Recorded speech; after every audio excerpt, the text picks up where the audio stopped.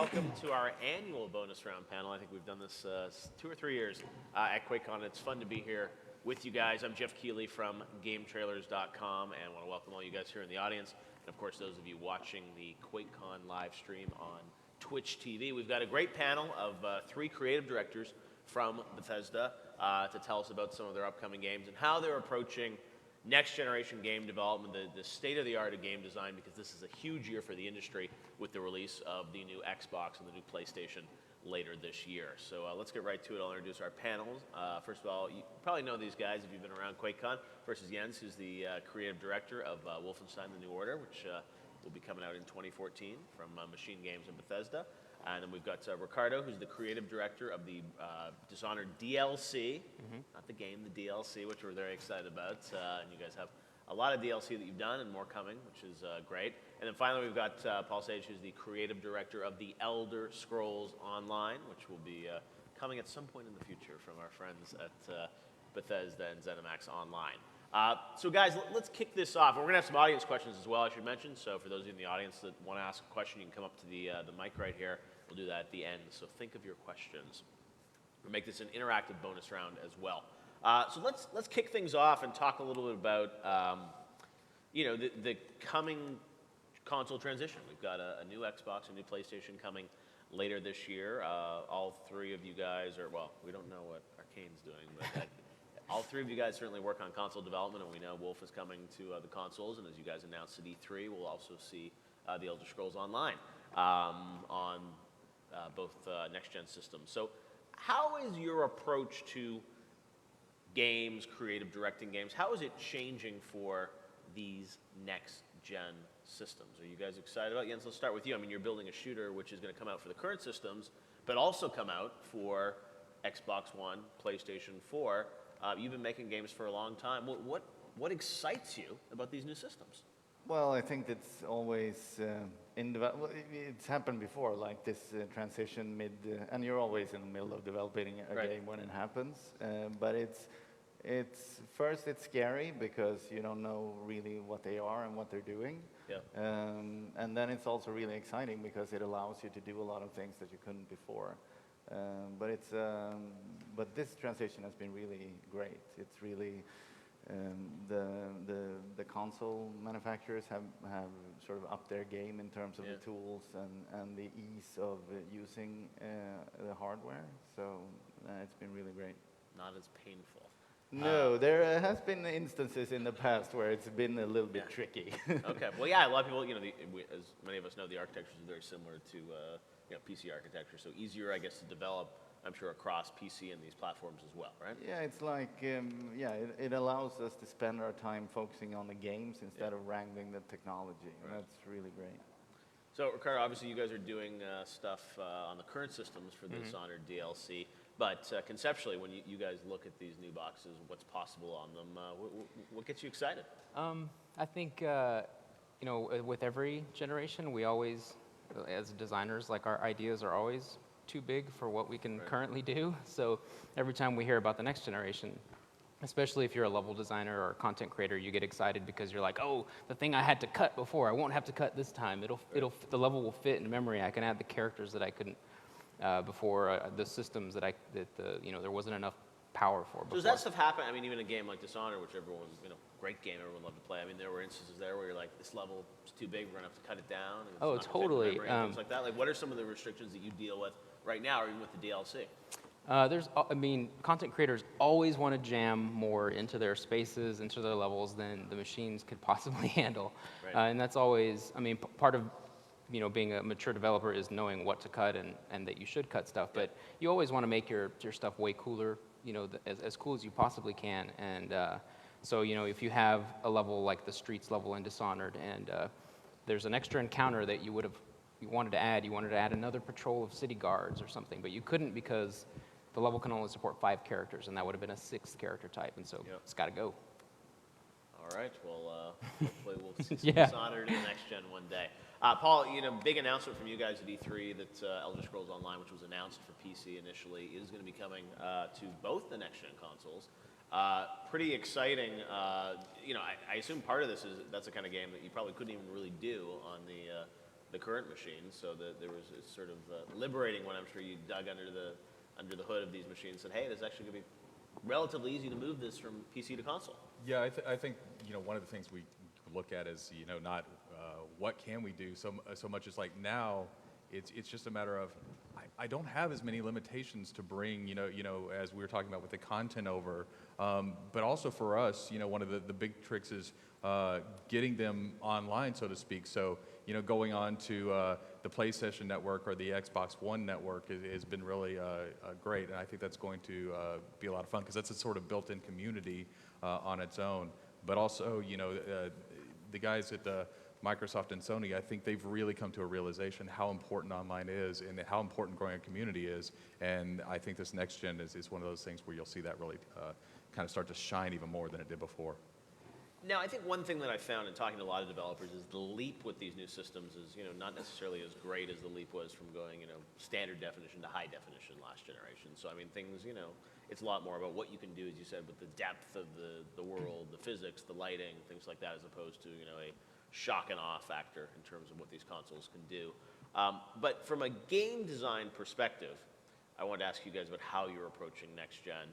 And one thing that I think I'm seeing a lot more talk about is sort of the idea of online and co-op and things, sort of, the worlds of kind of the campaign and the multiplayer blending together in an interesting way. And I wanted to get your thoughts on that, and that, Paul, you're obviously focused very much on the online experience, whereas you guys, with Wolf and Dishonored were very, focused single-player experiences, the way you guys approached it.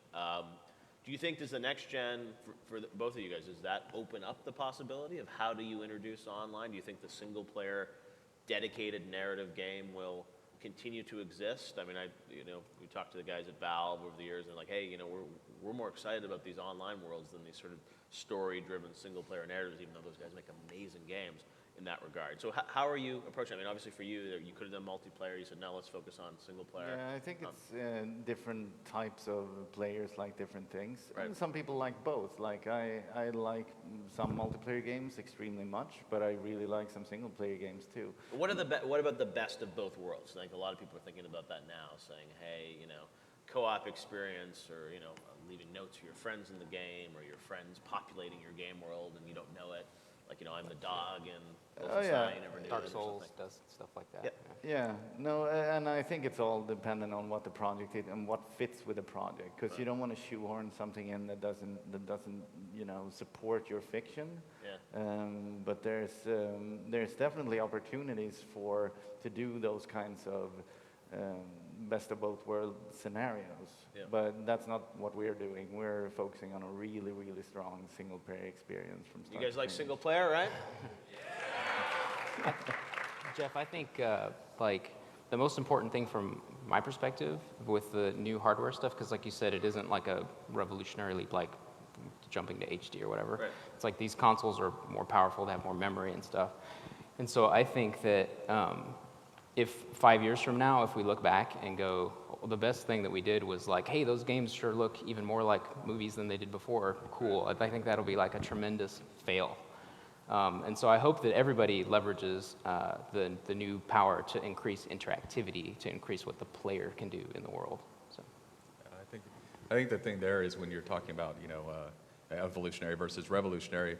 One of the things that is true and has been for a while now is games get better, as the console's been around longer, right? And then I think that what we see, and I hate to say this, but sometimes with the early console releases, what we saw is people going into gimmicky things, with the new gimmicks and the new tools they had, versus really trying to make the best experience possible. And the nice thing about evolutionary in consoles is that it really allows developers to hone in on what makes it, what makes that experience special. So again, they're concentrating on the experience more than they're concentrating on gimmicks, which is kind of the downfall of a lot of consoles, or console development rather. So we're talking in broad strokes, but what are some of the ideas that you've seen in other games or things that you guys think about that you really feel next gen to you? I mean, was it like, the first time you saw, Watch Dogs, where they pulled out and it's like, hey, it's another player in your world, or, is someone approaching something in a way right now that you guys think is really cool that, screams, oh my God, that's a next gen game, or ideas you guys have about a type of gameplay or something, or the detail in the world that you feel like is going to, really sort of define, like, this is true. This is a game that I don't think could have been done on the other systems. I think, well, I don't know if there's any like kind of gameplay notion that you couldn't have done on an earlier system, but I think you can do it to a greater scale, and greater persistence, and greater levels of interactivity. And so right now, I've been playing a lot of games that have a lot of procedural content. Yeah. And I think that could be pretty big on these more powerful consoles, right? Stuff that has a lot of replayability, or content that can get updated a lot, and content that gets generated procedurally. That kind of stuff, I think you could do some really cool stuff with, like Terraria, Minecraft, those kind of games. Yeah, but it's probably not something that we know now either what it's going to be. It's true. Those revolutions are going to come as people become People like familiar you with guys. the system and start exploring it. And, so I think it's too soon to say what these things But are. something like, the shooter genre, right, which is, evolved a little bit over this generation, but I mean, people are still making, Call of Duty style sort of shooters, and that's one of the things, I'm sure with Wolf you guys are battling about sort of how do we put story in, how do we change the gameplay. I mean, what do you think? The shooter genre, what do you think, what's the next big leap for that genre? That's just not something you can really speculate Right. about. It's, because something like the Oculus Rift, for example, once that matures, that could really be a game changer. But, it could also be just a gimmick. Right. Because maybe you don't want to twitch your head around to see your... 20 hours straight. or something Yeah, like that. exactly, or you Yeah, get seizures after I a agree while. with Jens. I think it's hard to, I don't like to speculate about like the future of games, We're going to squirt tears directly into your eyes so you'll feel emotions or something. But because some stuff is surprising and accidental. Like, Right. I don't know if somebody could have predicted how big Minecraft was going to be. Right. And it didn't require amazing tech. Right. It was just an innovative idea at the right time. But what I'm really excited about with the next gen is the sort of getting all of the, annoyances out of the way, like load times and all of these things. Looks like we can finally approach a state where you're just, sitting down playing and you're uninterrupted. Nothing sort of messes with your flow. Because when you watch a movie, it's not like, you watch a scene and then loading pops up. It's Right. I think those are small things, but they're really important things. And then- Absolutely. so I Yeah, think that- but it's interesting because you mentioned Minecraft, and I think that for years people have tried to allow people to create other content for other people, right? And some to better success than others. I remember when I was a kid, there was the adventure construction set, right? Yep. And those were the things that got us excited. And then you realized, most people kind of create poop. And, and so you're kind of left with that. But what I hope we start to really see is, because of online, you kind of get to see the cream rise to the crop earlier, and you get to see, people vote things up, and then so you get to find the kind of the jewels easier, and integrating that into games kind of excites me because that's that community building that's just natural. Even if you take what I do, which is RPGs, and say I really would like to see quests that people could create in the world, for each other, and then kind of the cream rises to the top Dungeon there. Master dream. Right? Yeah, I think Totally. that's something people really want to do. Hopefully. I think you guys want to do that, right? Interactive now. So let's talk about another aspect, I think, of games that's changing for the next gen, and that's the idea of a boxed $60 game that you buy at a store. A lot of people are talking now about how things are going digital. You guys are all experimenting with DLC for a lot of the games. Skyrim's done that. Dishonored's done that. I assume Wolf will do that to some degree. Every game does at this point. And also Paul, certainly you guys are building a persistent world, which is always sort of changing and evolving. So as designers and creative directors, what are sort of the pros and cons to you of sort of this focus on DLC content? Because I'm sure for some developers it used to be you finish a game, go gold, and then you take 6 months off, start to work on the next one. Now you've got a whole post-release plan of all this content that you guys want to build and other things for these fans. What do you like and what do you not like about this DLC revolution? Well, I think there were two things you touched upon there, and one was just the fact that it's downloadable. Right. I think that's long overdue, that everything should be accessible just online. I had this thing month ago, whenever The Last of Us came out, which I think is just a phenomenal game, and I really, really wanted to play it, and it was like, but we were in mid-crunch, and I was, I just could never make the store on time, and whenever I could, it was like, 4 o'clock on a Sunday, and they had already closed, and it just provoked me that I'm unable to access this content. So I want to throw money at somebody, but they won't take it, and that disturbs me. But it turned out it was available on the PlayStation Network. But Problem solved. yeah, eventually it was solved. But I think that's long overdue, and I think everything should be available in that way. DLC is a cool thing because it allows you to sort of try new ideas in a smaller scope, and you can be a little bit more adventurous with those, as opposed to if you're doing a big budget AAA game. There's a lot of things to take into consideration, but with DLC you can sort of experiment a little more. I think that's the good thing about it. Yeah, that's actually a really good point, because we did precisely that with Dishonored DLC. We took one of the core abilities from the original game, for instance, the blink ability, which sort of transformed the way that the player experiences stealth. And for the DLC, we added this element that maybe it might sound minor, but it actually transforms yet again the way that you use that power. We made it so that time actually freezes mid-blink, so you can leap off of a roof, start the blink spell, and you'll hang in the air, and you could turn around 360. You could sort of take your time, and those kinds of things are way riskier on like the full-blown 3-year-long project. But if you're just working on a DLC for 3 months, you can try ideas out and see how they fare. Now, Paul, you're obviously approaching things in a different way in terms of everything you're doing is procedural content. Tell me about that. That shift. With procedural content, or with how we're working out the kind of expansion? Yeah, I guess expansion. I mean, it's all sort of some games obviously do sort of drops of expansions. Others are you're sort of adding new content every day in some ways. Right. I think the thing is and I hate to speak for everybody else in the world, but certainly one of the things that irks me is when I go into an online game or an MMO, and I feel like I paid a certain subscription price, and then I find out that there's no new content coming for 6 months, right? I mean, that just kind of pisses me off in general. And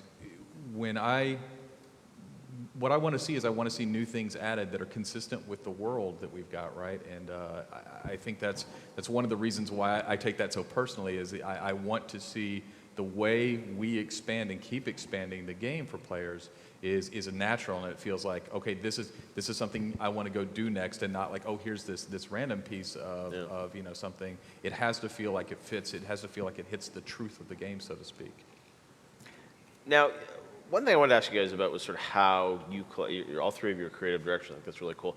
How do you guys collaborate and talk about these kind of things like DLC and other things and play? Do you play each other's games, or how collaborative are sort of all the studios inside of it? Yeah, we have yearly get-togethers too. Okay. And it's really weird because we all make such different games. Yeah. Whereas we're making these sort of cinematic single-player, epics. Right. And these guys do more that are very much more player controlled and much more. So we don't always have the same problems, and we can't always relate to each other's problems. So I think my favorite thing from last year, and I remember this, was somebody was questioning you, and I want to say it was somebody from Arcane was actually asking you guys, like, well, why did you guys do the thing where you kind of have the more scripted sequence here versus making that and putting that actually active in the game? And you said, that's our load screens. And everybody's like, okay, hands off. We're good with that. That was a good answer. No, but I look at it sort of like there's one type of game the type of game that we're doing that is more like a sculpture. It's very much constructed for a specific type of experience, and in that there may be room for choices or room for for exploration or whatever, but it's still a custom-made experience that is supposed to be experienced in a certain way. Right. Whereas these guys make games that are much more like a garden. Like it's really well put together. It has a flow. It has an ecosystem, and you can sort of live in that world. And I don't think that one is superior to the other, because I love Dishonored, for example. I love the Elder Scrolls, but I also love a game like The Last of Us. Yeah. And so I just think it's different cups of teas, and it's all good. We send it. We just to get back to your question too, though. But we have the yearly get together, but we also send builds of our games out to each other, and everybody sends feedback and stuff. It's super useful. Absolutely. So when you're not developing, you have time to play the other games, and I'm sure sort of inspire each other and have ideas and stuff like that. Yeah. It's often you play somebody else's and you're like, that's so cool. We gotta top that somehow. Yeah. Yeah, the first people in our beta was these guys. Right. So, yeah. Now, as you guys, move through development and think about these games, the idea of DLC and all this content, is it hard though to manage, because you guys you shipped Dishonored last year, you're still working on DLC, there are other folks I assume working on other projects and whatnot, but that transition of sort of deciding when you're done with the game now. I mean, how early do you have to start to think of the DLC plan? Because in some ways you guys are saying, hey, we're looking at feedback from the community to decide what we actually want it to be, but you also have to plan it out to some degree, right? Yeah, for Dishonored, we were working so hard at the end, honestly, that we had like a loose plan for like, hey, we probably want to do 3 DLCs, 2 of them story-based and 1 of them like a gameplay challenge thing. Right. But beyond that, we didn't really think about it too deeply until we were done, because we just didn't have the headspace for it. But once we finished Dishonored, we had lots of ideas on the whiteboard, and when we were thinking about it, it was actually a really happy coincidence, because the team internally was excited about doing DLC about Dowd, but when we asked gamers who had played the game, and even press who had played early builds, when we asked them what they wanted, like 9 out of 10 times, they said, we want to explore more about this character Dowd. Okay. So it made the choice for us very easy. Yeah. So, now, when you guys are thinking, Paul, about content for Elder Scrolls Online, you're in an interesting spot that you're in. You've got a beta going on now. People are giving you feedback constantly. So I assume that's informing and shaping where the game is going to go. Yeah, absolutely. We are well, I mean, we have a large beta right now going on, and one of the things we did as an example is, originally we had a mini map up in the top screen to kind of show you where to go, and as we played, we noticed people were beelining more, to certain things, and what we wanted to do was, really highlight the exploration part, because, well, it's Elder Scrolls, right? And so we went back with the compass, and then tested that out, and that tested really positively, and we watched how people played. So yeah, it definitely informs that. I'm sure it's going to inform all content going forward at this point, because I think the trick, having worked on live games before, is to make sure that you make the right changes, because if you make the wrong change, you kind of hear about it pretty quickly. Yeah. Well, but the great thing is you get that real-time feedback from players being online and being a part of it, and for you guys doing the story-driven game, it's a little tougher. The biggest problem that we have is the player understanding what to do next. Right. And sometimes it's self-evident, but sometimes they just have severe problems with things that we don't. That's why you light that texture a little more. Yeah, exactly. And, but it's really hard to know where to draw the line. Yeah. Because you basically need another. And we try to avoid in as much as possible to just have a marker in the world, because we don't want to do that level of hand-holding. Right. So we try to let the environment The be. arrow, right? The Bioshock arrow to show you exactly where to go. We try to let the world be sort of readable, but Yeah. it's not always. It doesn't always work the way we hoped, And sometimes people get confused on what we think is, why don't Right. they get this? Yeah. And then we have to test it out, and. So do you ever think, like, I know games patch now and things like that, but do you ever think, in this new connected world, sort of like these online games, could single-player games get to the point where it's like you're sort of like tweaking the game once it's actually live? You know, and Like while you're playing the game, Or- some guy's about to grab a pickup and it just vanishes.